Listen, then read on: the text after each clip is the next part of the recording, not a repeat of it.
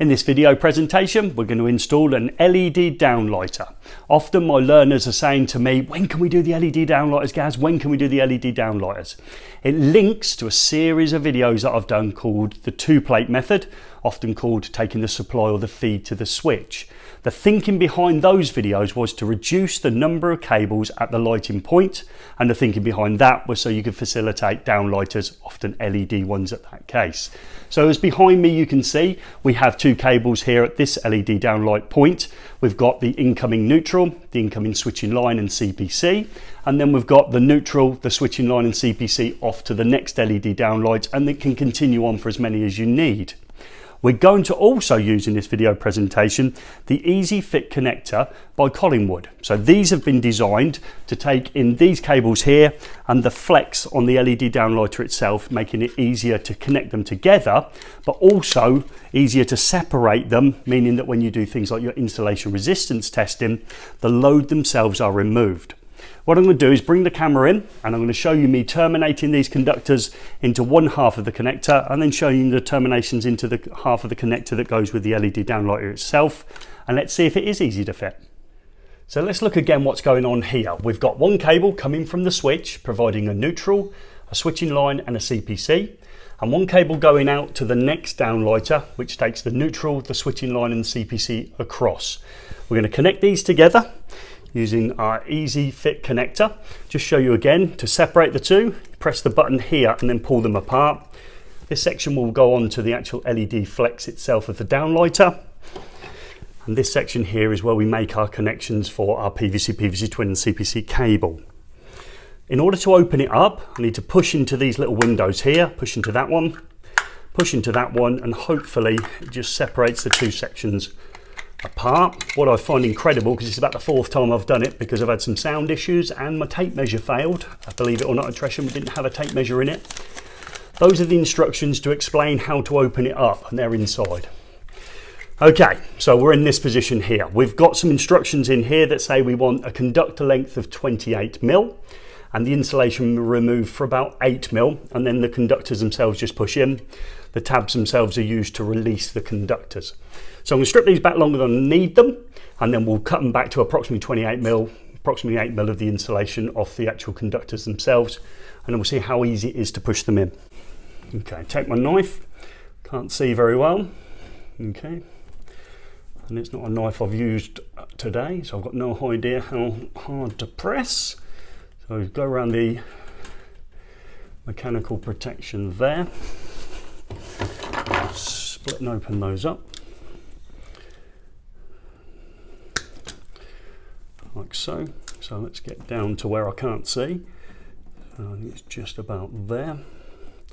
Okay, take off the mechanical protection and expose my conductors. They're going to be way longer than the 28mm that I need. I'll trim them back. Okay. Down to that. Okay. So I've released the conductors themselves. Let's take my tape measure. The last cut that I did, I got to the tape measure, didn't actually have one in it, so hopefully this will be a little easier. So approximately 28mm. So let's go for approximately just there for length. So I take my side cutters back out my pocket and approximately there for length. So that's approximately 28mm. I'm going to check it. Okay, so if it says 28mm and I've done it way longer than 28mm, I can just trim it back. So we've got that one at about 30, so I'm going with that. Straighten these ones out. I'm going to marry them alongside the others for an approximate length, like so. We cut those ones off as well. Okay. So now I'm going to release about 8mm of the conductors themselves. So for the first time ever on camera, Gary's going to use a pair of side cutters for this. Never ever done that in 3 years of videos. I would normally use my knife. Just pop those off with my side cutters, like so. Just need to get myself now some green and yellow sleeving. So I'm going to do that approximately the same length as those. It's a tiny bit. Just going to bend it up slightly so it doesn't fall on the floor. And again, bit of green and yellow sleeve in there. I'm bound to drop one on the floor. It's bound to be tape 46 before I do it. Okay, so easy fit connector next. Okay, so what we've got to do is we've got to move these out the way. So I'm going to fold that out the way that way, fold that out the way that way, and I've got to then just release these off and keep them out the way. Your conductors are going to go through here and then they're going to be clamped down by here, but it's worth folding those out the way first. I've got 2 holes for the line, which is switching, 2 holes for the CPC and 2 holes for the neutral. Just need to make sure I go in correctly, so line, CPC, neutral. Let's take this one and let's see how easy it is in order to get those in. So I'm going to line it up with the outer ones first, like so. So I've lined them into position like there, and hopefully they just push straight in. So I'm going to push those, push the neutral in as well, and they've all gripped. Okay, so that went in relatively straightforward considering it's the first one I've ever done. They've been in grip, give them a pull, they don't come out, so that's the first one. Lining up in the second position, exactly the same as again. So we're into the second position now. I've obviously got to line them up before we get them in. So just make them move around slightly. Catch your CPC sleeve in, so well done, Gaz. And we go in. So I've got those 2 in, got to get the neutral in position. Whoops, ooh, easy. Good job it's not a race. So neutral, try and get the CPC in position, and the line. Neutral goes in like so, just there. Okay, let's see if they'll push straight into position. And they do. So I would suggest there any fumbling around was due to the fact it's the first ever one I've done, but it's gone in super simple. Once I've got them into position, they don't pull out. So let's put our cord grips into position like so, and hopefully when I line all of that back up, line that one and that one, line that one back onto there, I lever in from the back and hopefully clip it down like so. Cord grips are caught and it's gone in. So for our first ever attempt, and I did it live on camera, those connections, that's not the second or third time I've done that, however I've had to jump around for some other stuff, I thought it was reasonably easy. I'd like to think after I've done 4 or 5 I'd just be dropping those straight into position. Let's look at doing the other end now for the actual flex for the downlighter.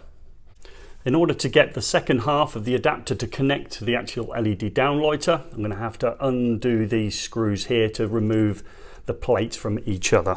So let's do that next. So undo that one, undo this one. I don't know how much I've got to do it. Let's see. Don't want the screw to be on the floor. Oh, got with that. Okay, so I've probably taken those out a little bit too far, but are good. This is the first time I've ever done it, so just proves you've got to be pretty careful. Oh no, they did need to come fully out, so that's okay. So there was nothing holding those in position, so there was nothing wrong with that. And obviously now we've got my connection here. These are screwed connections. I've just got to make sure I marry them up correctly, and I look which one's line and which one's neutral. Won't be needing the center one because obviously it's for the CPC. And I look here, this side here is L for line. Okay, switching line. This side is neutral, so I need to connect my 2 in there. They've already come pre-terminated with the little ferrules on them, so I just need to make sure I get it around the right way. So I need to just set those into position. Screws themselves are fully down, so I just need to back these 2 screws off. So back those 2 off, and that screwdriver isn't going to fit. It is, like so. Back that one back. Back that one back. Again, limited by the college kit. I probably could do the next size down on the posi screwdriver, but that's done. Unfortunately, we've only got the kit we've got. And we're going with line and neutral. Let's just check they're the right length. They're going to go in. Okay, so let's see. I think so, yeah. So I think they're going to go in okay. So if I push those fully into position, back in with my posi.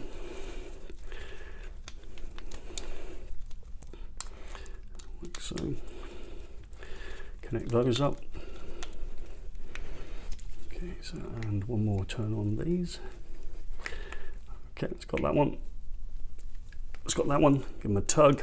Conductors don't come out. Just check again, L and N. No need for the circuit protective conductor for this. It doesn't need one. It's got the old symbol on there for my students, double insulated. So we know that double insulated kit doesn't require the CPC.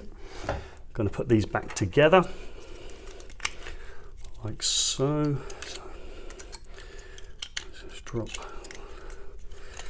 that onto there. If I get it around the right way, I guess that was clever, wasn't it? So got it on the right way around. It goes on a tree. If you get it the wrong way around, a little bit more tricky.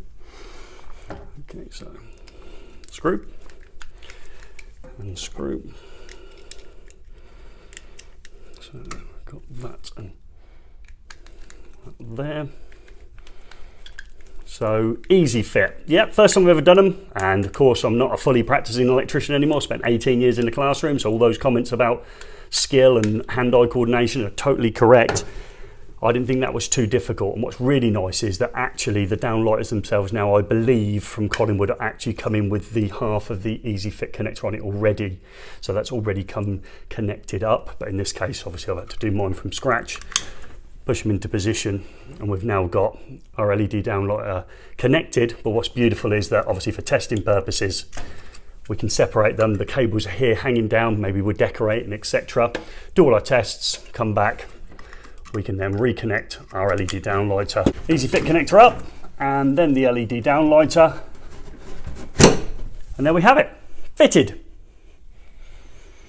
So that was a little bit of a tutorial for my learners. My learners use the rig behind me. 4 LED downlighters are fitted. We use the 2-plate method, where we feed the switch to reduce the number of cables that are used on site. So we cut down the number of cables at each lighting point by taking the supply to the switch first, and then a neutral switching line and CPC back up to the lighting points. It makes it easier to fit LED downlighters. Today we use the Easy Fit connector. I've got enough of these for my learners to practice with in the electrical workshop in order to master some of the skills they're going to require when they get an electrical apprenticeship and are working out there in industry. So once again, we hope this video has been some help.